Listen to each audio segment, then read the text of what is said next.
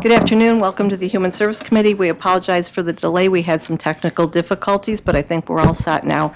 I'm Jan Burdick, Chairman, and we will start with roll call, please. Mrs. Burdick. Here. Mrs. Ricketts Wales. Here. Mr. Barnes. Present. Mrs. Hanchett. Here. Mrs. Root. Yeah, here. Mr. Rumfeld. Here. Mr. Stockin. And Mr. Harris. 7 present. Thank you. And then we have the approval of minutes, and there is an amendment you will see, so we will approve them with the amendment. Can I have a motion for that, please? Ricketts Wales will move that. Hancher will second. Any other corrections or comments? All in favor? Aye. Carried. And next we'll go to Anita Madison, Director of Office for the Aging. Welcome, Anita.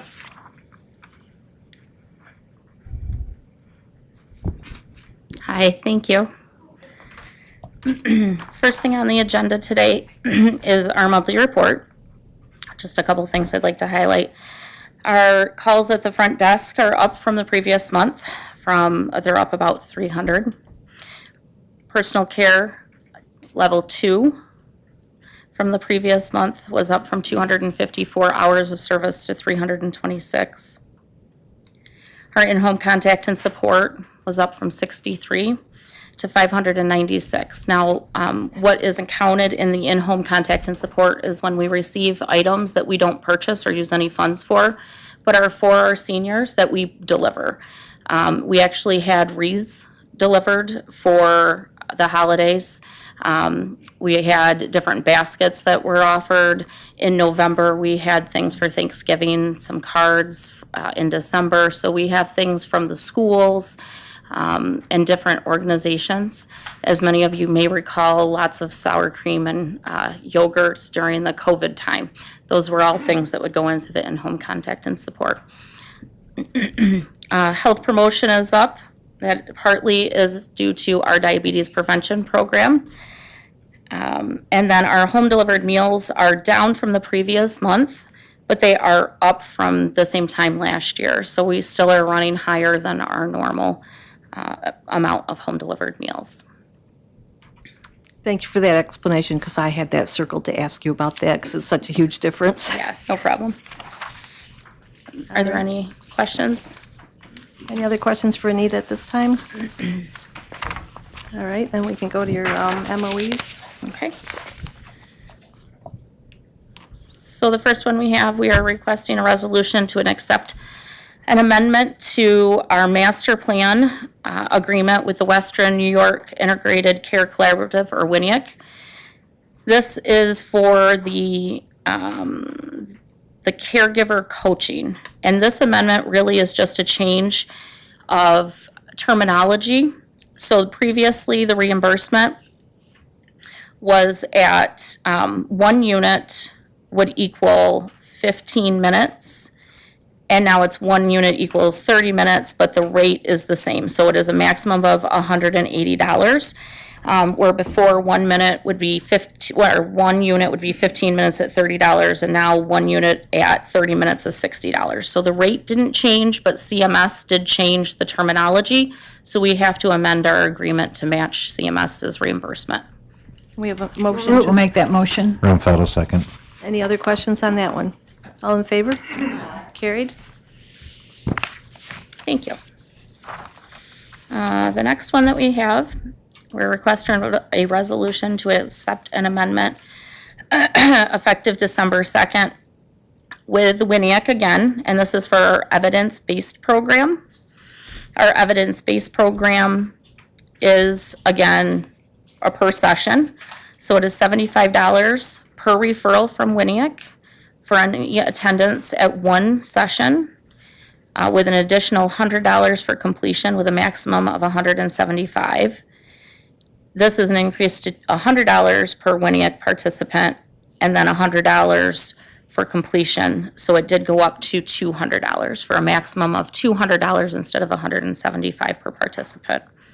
And this is for the Medicare Advantage plans through Independent Health of the Assurance, the HMO Dual Advantage, Encompass 65 Basic HMO, and Encompass 65. Those are all Medicare Advantage plans or dual eligible plans. I have a motion for this. Rumpfeld will move that. Any questions? All in favor? Carried. And the next one? Thank you. Next one that we are asking for a resolution to accept an amendment to the master plan from WINIAC for the falls prevention coaching. This goes along the same lines as the caregiver coaching. It really is terminology. So we're changing the 1 unit equals 15 minutes at $30 per unit to 1 minute equals 30 minutes at a $60 per unit, with a maximum of 180. So it did not change. It's just the terminology for CMS. Root will make the motion. Hancher will second. Any questions or comments? All in favor? Aye. Carried. Thank you. Tricia? The next one is a resolution. We are asking for a resolution to accept an amendment to the WINIAC master plan.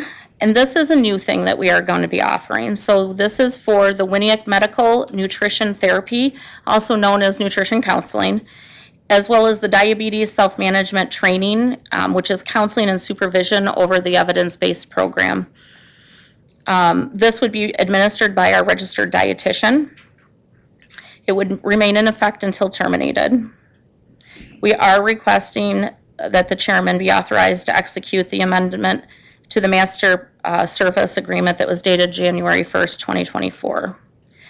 The amendment reflects a payment schedule of $15 per 1 unit, and 1 unit would equal 7 to 22 minutes or 15 minutes by CMS terminology, with a maximum of $120, or 12 units, 3 hours total per intervention, and a maximum of 4 interventions or 12 hours of medical nutrition therapy or nutrition counseling per participant, and a maximum of 1 intervention per year for diabetes self-management training.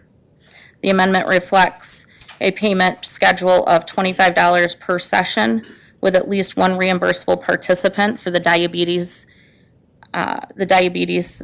management program and the supervision by phone, if she was to do it by phone, or $60 per session as long as there's at least one reimbursable participant if it was in person. The amendment is included in the CMS plans as previously mentioned with Independent Health, and the revenue would go through our nutrition budget, which is where our registered dietitian is. Rumpfeld will move that. Hancher will second. Any questions on this one? All in favor? Aye. Carried. And Thank you. we have 2 more to go, I guess. 2 more. We are asking a resolution to enter into a memorandum of understanding with Accord Corporation as a partner agency for the New York State Flexible Funding of Victims and Survivors of Domestic Violence Project. The due date for this application was January 15th for the signed submission of the partnership agreements, and we ask a resolution to authorize the chairman of the board for his signature to be ratified. The Office for the Aging and Accord Corporation will establish a referral process to promote the availability of financial support to underserved domestic violence survivors under the Office for the Prevention of Domestic Violence Flexibility Fund Project. Accord DV's program staff and the Office for the Aging staff will promote the availability of the funds and for the DV survivors through the direct one-to-one contact with their survivors, and by promoting the availability of the funding through our announcements at community meetings and other avenues. We're looking to enter into this because we do have the Elder Abuse Prevention Committee. We had that for Allegheny County. Accord does sit on that as well, and they previously were the lead agency, and we have a lot of clients who would benefit from funds that there is no funds for, and this is a way to fill a gap in service. So there is no funds that the Office for the Aging would receive. This is just a memorandum of understanding between the 2 agencies. It is a referral source, and Accord would actually be the recipient of the funds and manage the funds. Hancher will make a motion to move. Root will second. Any questions? Anita, where do the referrals, how do you find out what people need this service? We have clients who call us. And then we work with Accord right now anyway, so we are doing this really anyway. But there are things that there is no funding for. And so we just try to figure out the best way to serve our clients. right now, we do have clients who call us if they're over 60. A lot of times, the state police tell them to call our office. Thank you. You're welcome. Any other questions? All in favor? Carried. And one more, I believe. All right, we are requesting permission to enter into a contract with Trusted Choice Home Care for the consumer-directed program underneath the ISEP 3E, which is our caregiver respite funds, unmet needs, and the EDCSI grant, which is our Alzheimer's caregiver support program. They are a fiscal intermediary, and the rate would be $26.50 effective January 1st, which is an increase of $1.35 per hour from the $25.15 in 2023. That rate increase is due to the increase in minimum wage for home care, and we did have that budgeted in our 2024 budget. Rubenfeld will move it. Any questions or comments? All in favor? Aye. Carried. Anita, before you go, I'm going to put you on the spot. Okay. At Office of the Aging Advisory meeting last week, I guess was, or you talked about a health program that you are initiating in your Office of the Aging. Could you just briefly tell us about that and how it's going? Sure. Thank you. So last year, I asked our registered dietitian to implement an office wellness program, just a holistic wellness, not a weight management program, but a holistic wellness and looking at every aspect. We did have our staff come to a meeting if they wanted to participate, and ask them what it is that they needed from us as an employer to make sure that they had the best work day that they could. And we heard things from depression, attitude, physical activity to nutrition. It really was all over the board. And so last year we did a very soft launch and we tried to meet some needs. It was a huge hit. And this year we revamped it and we stepped it up. So we did another meeting. We are going to be doing a regular once a month event. So it will be a meeting with all of our staff who want to participate, and they have already written out different index cards with ideas. Things like they want us to track a mile walk and different routes that would be a mile, so people can go out and walk a mile on their lunch and not have to try to figure out what that would be. We do that as a management team. We are looking at doing meditation. We did that last year on breaks. So we had 15-minute blocks where they could go and do meditation. And if you've never done meditation, for the first time it's very difficult. I couldn't get my mind to shut off. But then you kind of learn how to do it, and it does help. We also have a treadmill in the office. It's just actually a walking pad and a raised or a standing desk. So when people are on webinars, they can take that into their office. They can sign it out. It's very portable, and they can use the raised desk and walk while they do a webinar instead of sitting in a chair for an hour. So lots of different ideas. We're really just kicking it off, but we had a full page by the time we got it typed up of ideas from the staff, and they were all realistic ideas of things that we can implement within our workday to benefit the staff. I've always said that we ask our staff to take care of other people's families, and we need to take care of them. So, Very good, Anita. Thank you for sharing that. And thanks for maybe, putting me on the spot. yeah, you're welcome. Maybe some of the other people will be interested in contacting you to see how it's going and how they can implement it also. Thank you. Thank you. Can I just, Mr. Sackler. I was just wondering, do you have your milk cartons and are the food trucks running again? Sorry. nothing like, drama with food. So milk should be back this week. It should have been back yesterday. Probably tomorrow, definitely by next week. But the only milk we could get was 1%. So before we had 2% or skim. 2% and skim we still can't get, but we can get 1%. So we opted to get the 1% and at least be able to provide the hydration part as well as the calcium. And the calcium is the same. So we had our registered dietitian look at that to make sure that we are still meeting those requirements.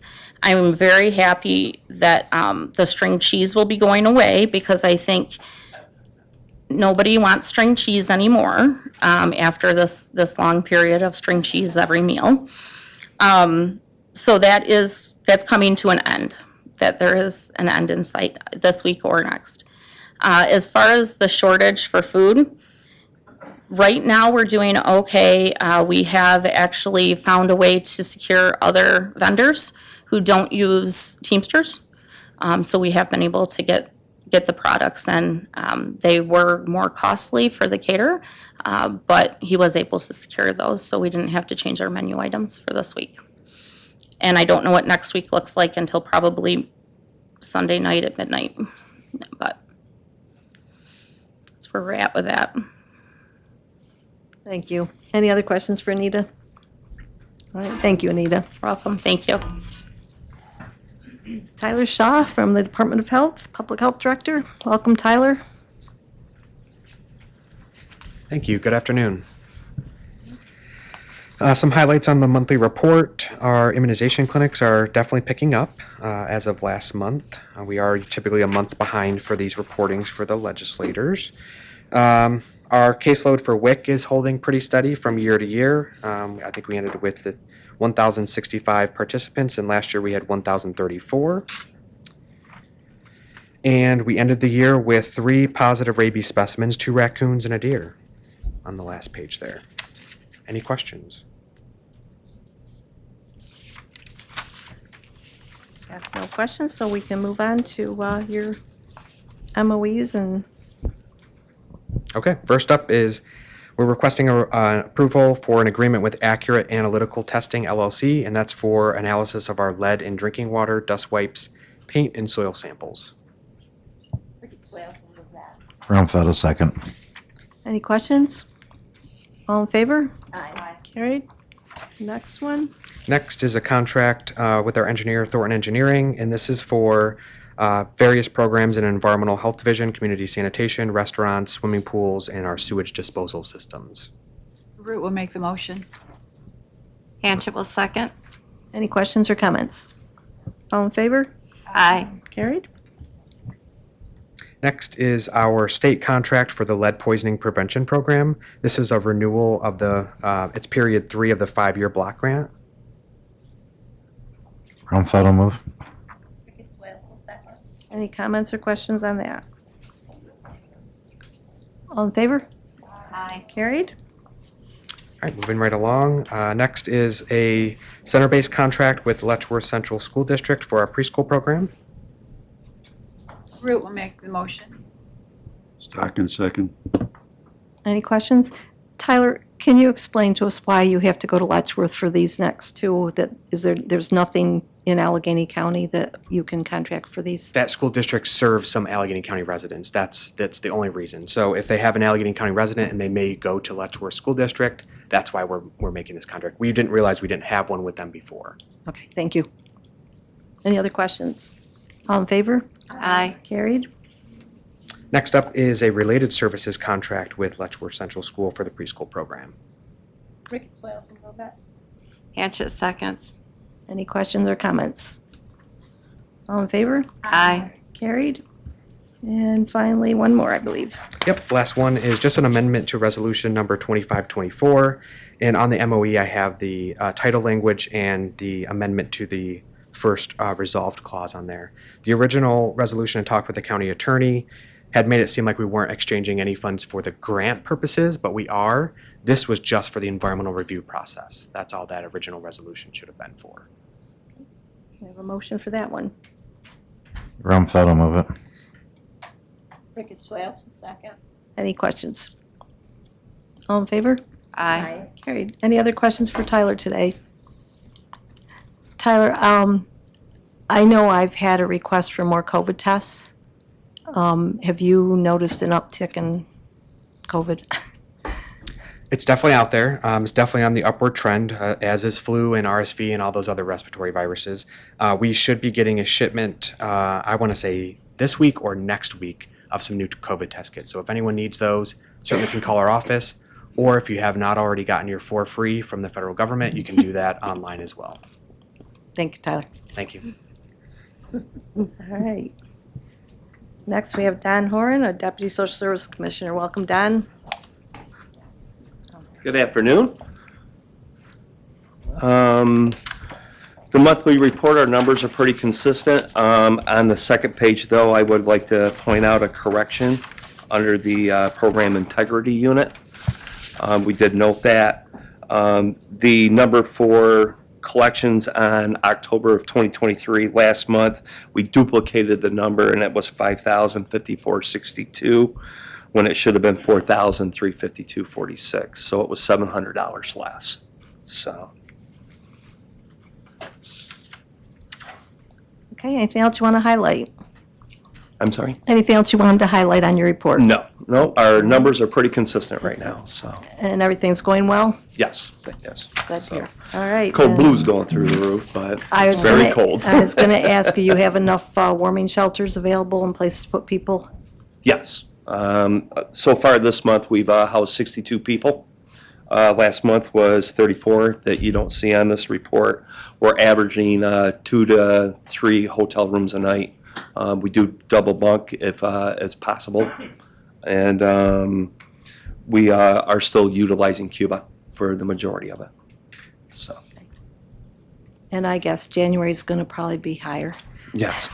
Well, 62, we're at the 17th, so I'm sure we're going to keep going. So Okay. next week it'll warm up, so hopefully that'll calm it down. So. All righty. All right, and we can move on with your contracts. Requesting to renew our contract with WellCare for personal care services and home health aid services. This is paid directly by Medicaid at the state level, and the reimbursement comes back through that Medicaid does at the state level, and then it's accounted for at the local level through the weekly shares payment that we do every week. Root will make the motion. Roundfeld, second. Any questions or comments? All in favor? Aye. Carried. We are requesting a resolution to accept a donation from the First Presbyterian Church of Olean. They do a donation every year. This money is used mostly to buy snacks, coloring books, and other things for children in the waiting area when they do have to come in. Hanchett will move. Any questions or comments? All in favor? Aye. Carried. Okay. And our last one is to request a resolution to apply for reaccreditation with the National Children's Alliance.